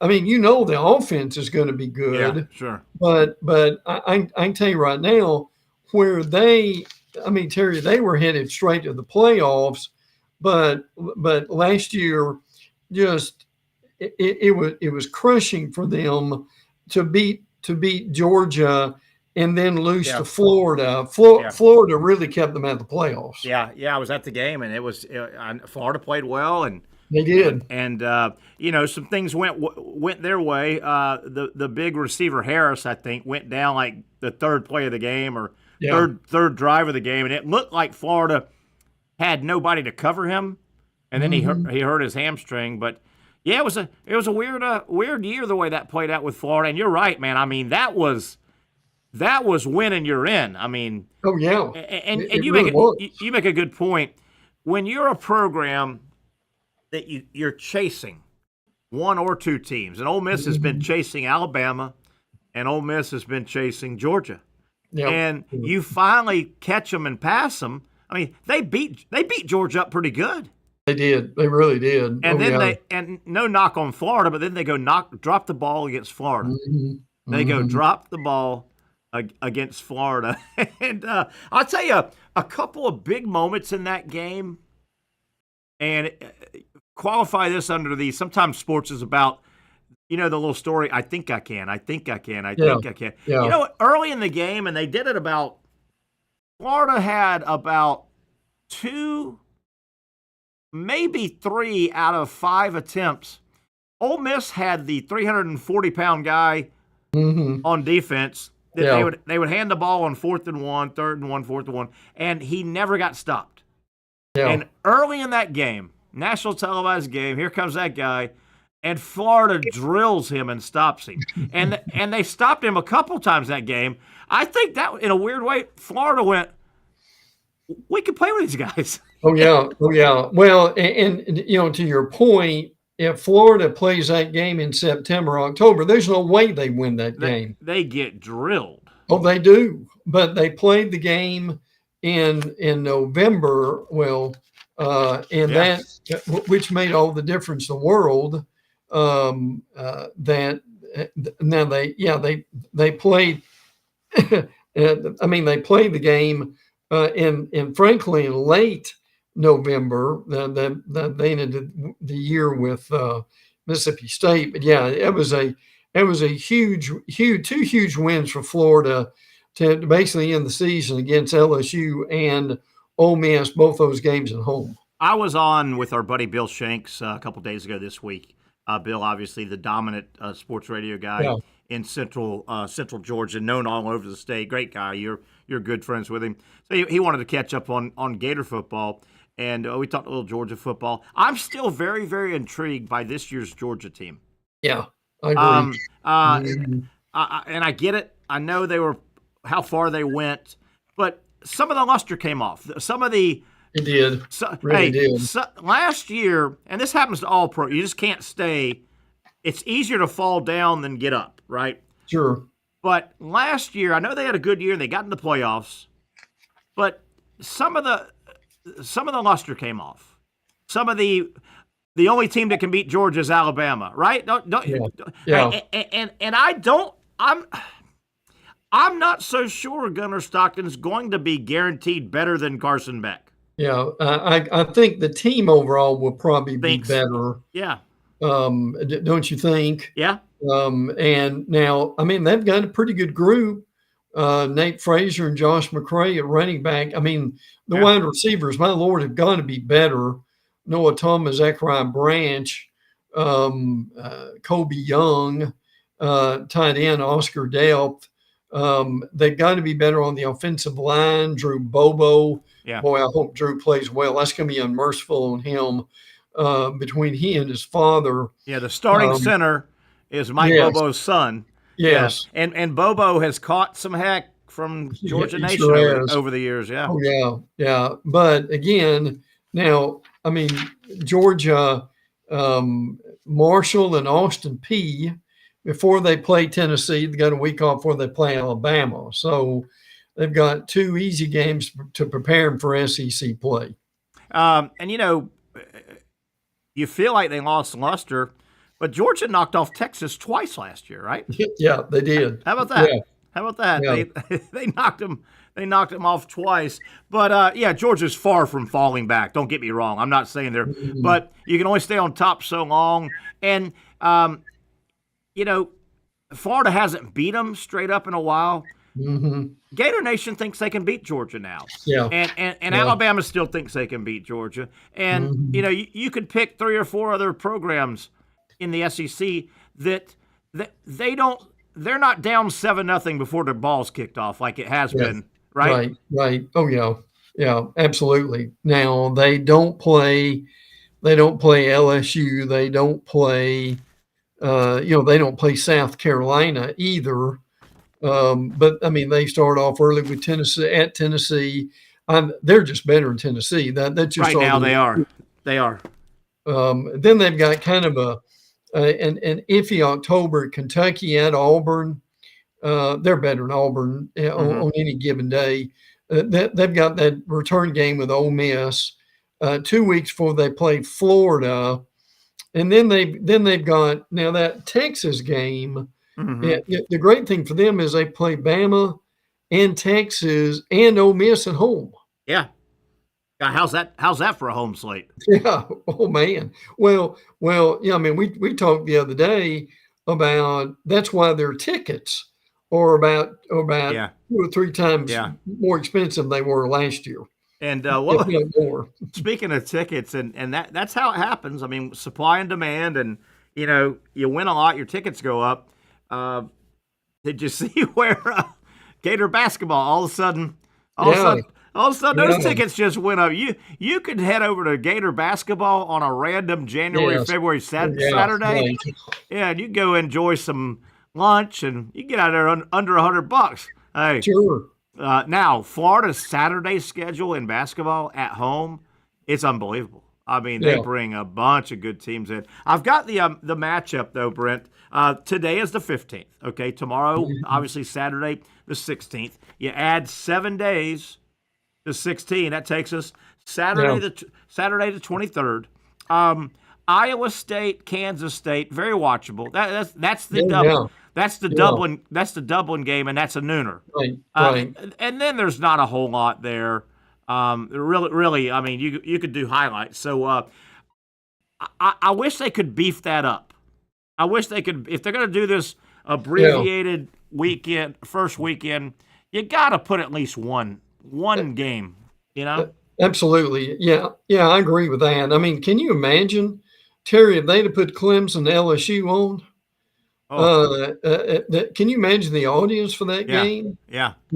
But look, I'm with you. I think these week 0 games are basically coming to the end, and what they're going to do, they're just going to move week 1 up. Is what they're going to do, and so you can get the season over with a little faster, because right now what you're looking at is, and look, but you and I were complaining, but the reality is right now your season's not ending until January 20 something.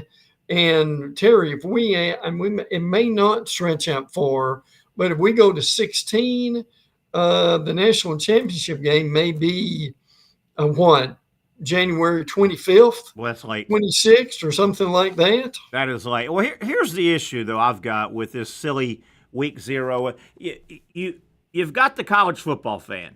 Yes. And the college football fan has been in hibernation for all this time, all these weeks, all these months.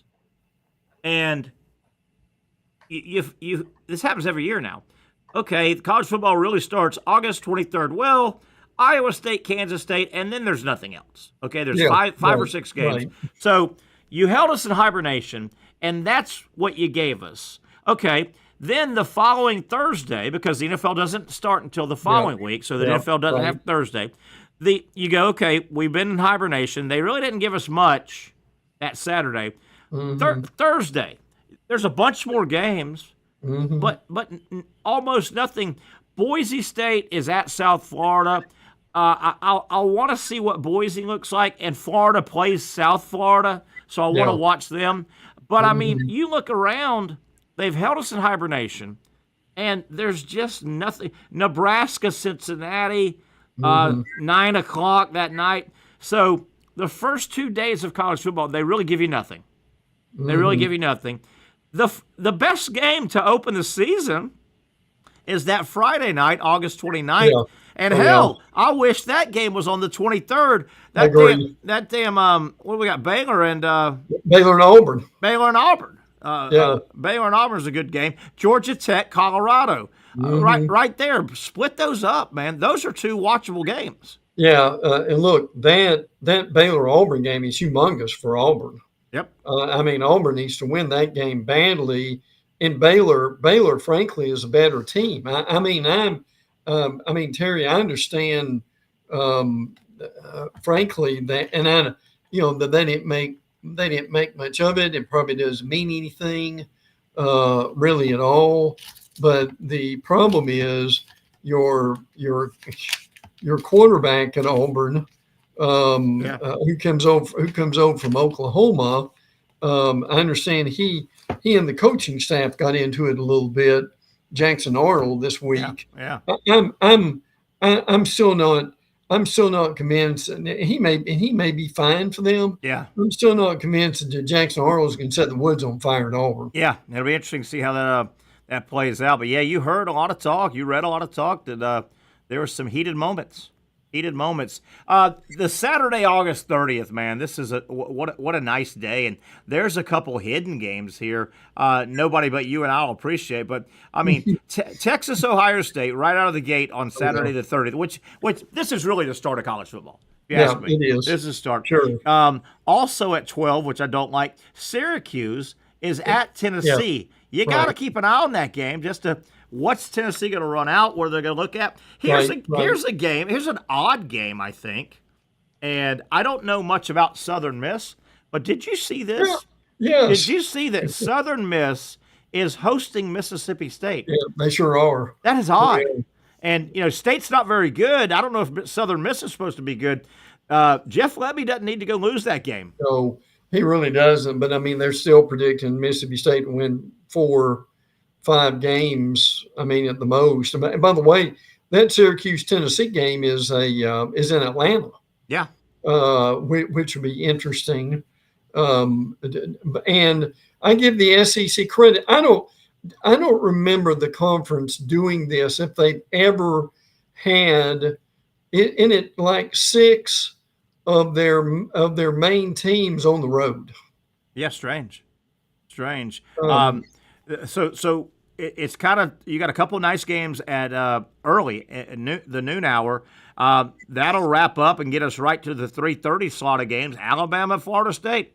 That's right. I mean, what do they both look like? What does FSU look like? Mm-hmm. So that's really the main one, and we'll do this the next couple of weeks. The main middle of the day, Florida's got Long Island. Am I correct that Long Island game that's supposed to be UCF? Yeah, correct. Yes.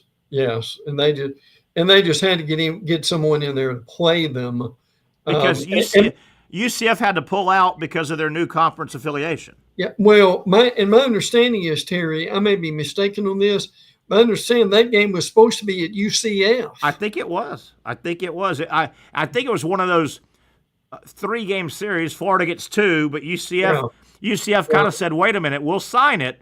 You got to give us 1." Right, which is fair. Yeah, I agree. Frankly, but I don't think enough people know that. It's easy to go, "Oh, look at Florida playing Long Island." Well, they scheduled that within a year because UCF could not honor because they play in the Big 12 conference. Yeah, that's right. I don't even. And what a shame. If Florida, I mean, your hands are tied. You don't have many They teams. really are. You don't have many teams with an opening on that day. No. And obviously Long Island, they might have had a game, and they said, well, to make $1.8 million, we're going to cancel our game. Yeah. And I'll tell you what, there'll be a lot of people who will fall in love with that Texas-Ohio State game. I'm still not sure the best and maybe the most important game of the day is LSU at Clemson. That is Terry. I can't tell you how big that is for LSU. And wasn't it? We know the trouble LSU's had opening the season. Yes. Under Brian Kelly, it's been 0-4, and wasn't it last year that man? I thought Clemson was going to compete with Georgia, and they didn't, and they didn't. No, that game was Terry. That game was over at halftime. It really was. See, LSU Clemson. If this was 3 years ago, it'd be monstrous because you wouldn't get bailed out. I mean, these two teams could lose this game and still make the playoffs. Oh yeah, absolutely. And I tell you, it's not the first week, but there's a really big game for Oklahoma, who plays Michigan in the second game of the year at Oklahoma. That's going to really help them. There won't be a lot of great games on the second week. Frankly, but that will be one of the better ones. If you can stay up the first week that we've talked about, Utah, UCLA will be a little bit of fun. I do know now, I've been ripping into the schedule makers, and I would do it a little different if I was college football, but I got to tip my hat. Sunday, August 31st, they gave us two games, and that's normally one game. And they gave us two very watchable. Obviously, South Carolina should handle Virginia Tech. But and that's in Atlanta. But that's a watchable game, kind of a neighborhood brawl. And then that night, Notre Dame, Miami. Can you imagine Notre Dame, Miami? Can you imagine right now what the ratings are going to be for that Notre Dame Miami game? Yeah, sitting there Sunday night. Yes, that game is at Miami. I understand, and I mean the people who are. There are a lot of people who want to see both of them lose, particularly Notre Dame. I agree. So I mean, look, we don't bet, but man alive, can you imagine the action on that game is going to be out of this world, isn't it? And your theory about the interest, think about that. That's 7:30 standalone night game. Notre Dame, who was in the national championship game, and it's a non-NFL Sunday. I'll bet a non-NFL Sunday. We don't know this yet, but I'll don't you think Fowler and Herbstreit do that game? You would think. And now I would say going to be tough, but you get to sleep on a plane after the game, but I'm guessing now the Texas game is a Fox game, right? Yes. And the LSU Clemson game, I'll bet Herbstreit and Fowler do back-to-back games on that weekend, unless Herbstreit and Fowler, unless they want them to do the North Carolina game on Monday. I think Herbstreit's done that before. I think he's done a couple of them. Yeah, to welcome Belichick back to the ranks. Will people watch that game, or will they be worn out by then? There is a little fatigue about that, and it's not a great game. I don't love that game at all. I wish they would give us something better. And they used to give us a pretty good Monday night Labor Day game. That game does nothing for me. I get the TV people and the Belichick and all, but I mean, I could have lived with that being 4 weeks down the road when there's nothing. When there's truly nothing. Yeah. Put it on a Thursday against the NFL. That's pretty weak to me. I don't love that. Yeah. And it's going to be a glorified. They're just going to have cameras locked on Belichick and his girlfriend. Yeah. Oh yeah. And I mean, what there'll be a prop bet. What are the over under? How many times is she shown on camera? Oh, yeah. How many times is he shown on camera? Mm-hmm. That game, when it came out, it didn't do anything for me. I'm like, you can do better on Monday. Again, we've all been in hibernation so long. Give us some good stuff. Yeah, I agree. You know, well, I think overall it's a good weekend. It is. I agree. We'll certainly be excited and jonesing for it by then too. So that's gonna be a lot of fun. So, but I don't know if any of the SEC teams get upset.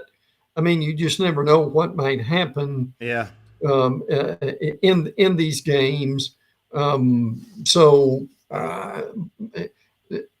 These games will set the stage for some others. But look, I mean, we waited long enough, so we're glad to see it. An early season game that I want to see what happens. I'm curious. I want to see what number one, Georgia Tech at Colorado. I want to see what does Colorado look like without the players. You know, I'm interested in that. And did you say I just got to week 2? You said it's not a great week, right? Yeah. Well, it's not comparable to 1, but I know there's some pretty good games. Yeah. Yeah. And how about week 2? Ole Miss, Kentucky, SEC play starts right out of the gate. A sneaky good game might be Kansas at Missouri. You know, they don't like each other. Yep. They don't like each other in anything. And trying to see what else. We'll stop here. We won't keep going. But 2 weeks in, trying to see what else we got that's really watchable. Week 2. That Michigan-Oklahoma game you talked about. Very watchable. Vanderbilt at Virginia Tech. Vanderbilt's going to be a fun little. Was that magic in a bottle? Vanderbilt's going to be fun, at least. Right. They are. And listen, you've got South Carolina. Now they don't have any breaks. South Carolina will have between August 31st, September 27th. South Carolina plays Virginia Tech, South Carolina State, Vandy, Missouri, and Kentucky. My Stars, that is, what is that? 5 games? Yeah. Terry, that's almost half your schedule before September's over. That's a quirk, isn't it? Oh yeah, but again, the great thing about it is everybody will have 2 off weeks, so that'll help. I'll tell you another quirk, and this might have been. I might have seen this in your notepad first ever this year. Have you seen the quirk in the Miami Hurricanes schedule? They and I've got it here. Miami doesn't leave the state of Florida until their 8th game in November or something like that. That's insane, isn't it? Notre Dame in Miami, Bethune-Cookman in Miami, South Florida wouldn't matter, but in Miami. Florida wouldn't matter, but in Miami. Yeah. Okay, so right out of the gate. Then they're at Florida State, Louisville at home in Miami, Stanford at home. They don't go out of the state of Florida, the Miami Hurricanes, until Saturday, November 1st at SMU. The travel budget will be light for them this year. Home. They'll bust to. If they'll fly or bust to my FSU, probably they'll fly to FSU. Louisville, gosh darn, at SMU. Then they've got Syracuse at home, NC State. They only go out of the state 3 times. That's amazing. And the last 2 of the year are 2 of the 3. Yeah, I don't think people have seen that yet. That there'll be some weeping and gnashing of teeth when that happens, as that goes along. yeah, definitely. People look at Miami better than you and I. I mean, they're 10th in the 2 polls. I don't think they're the 10th best team in the country. I don't either. I really don't believe. I like Carson Beck. Is Carson Beck going to win for them? I mean, their defense has got to be better. Yeah. I know they've got a new coordinator. Remember, they lost 2 games in November last year. Well, they were, sailing along, frankly, and just couldn't get it done. I'm still just not convinced they've got the players and the coaches they need to make a real run. And you referenced the collapse at the end of the year for Miami. they had the same end of season as Ole Miss. Yeah, I mean, they really did. Miami was cruising, and probably they were talking Heisman, they were talking playoff, they were talking national. They were cruising. Yeah, they were. But as you said a few minutes ago, and I know we're running out of time. The what's amazing is we're actually picking and talking games next week. That's a thing. That's a thing that's utterly incredible. I don't want to say, we got 1 minute left, Brent. I don't want to say it surprised me how quickly it got here. But, I mean, I literally looked up and went, wait a minute. Tomorrow, we are 1 week away from college football and 2 weeks away from legitimately, as we'll let Brent Beaird go. And I hope you have a good weekend, Brent, and we'll talk to you Monday.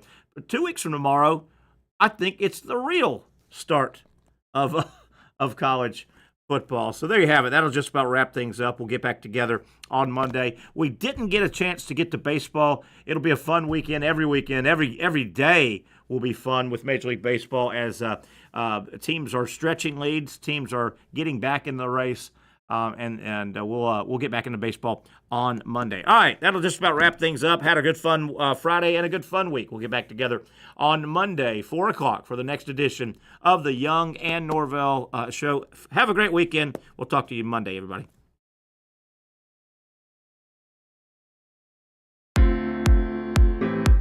At Southeast Orthopedic Specialists, we know pain and injuries can stop you from doing what you love. This is why our board-certified orthopedic specialists offer the latest in both non-surgical and surgical treatment options and create a treatment plan tailored to your unique lifestyle and goals. So, whether it is a sports injury or that nagging pain that's keeping you from doing what you love, our team has the right treatment for you. For more information or to schedule an appointment online, visit our website. You really got to hand it to him. Hold on. The previous play is under further review. I'm not sure what he could review, but okay.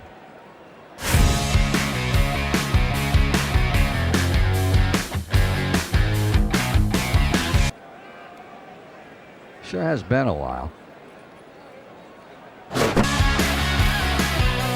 Dine in at Hurricane Grill and Wings for the football season. Well, there he is. Oh, what is that?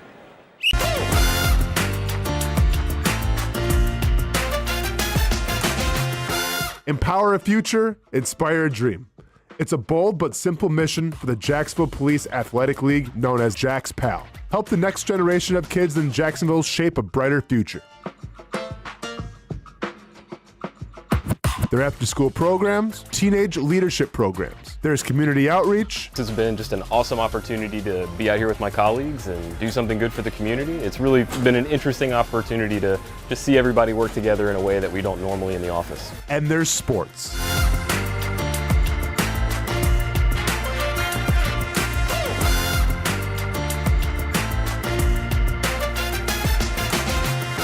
There are also ways you can help the next generation with a donation of any kind.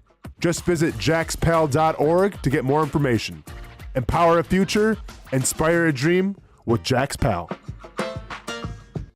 Finally, a family atmosphere, kid-friendly restaurant with a real sports bar feel. Rick's Jack's Beach features all of that and a large, climate-controlled covered patio with misting fans and heaters for all seasons. Mix in an extremely diverse menu that features the most quality and affordable steak at the beach, and there's no reason not to enjoy your next lunch, dinner, happy hour, or big sporting event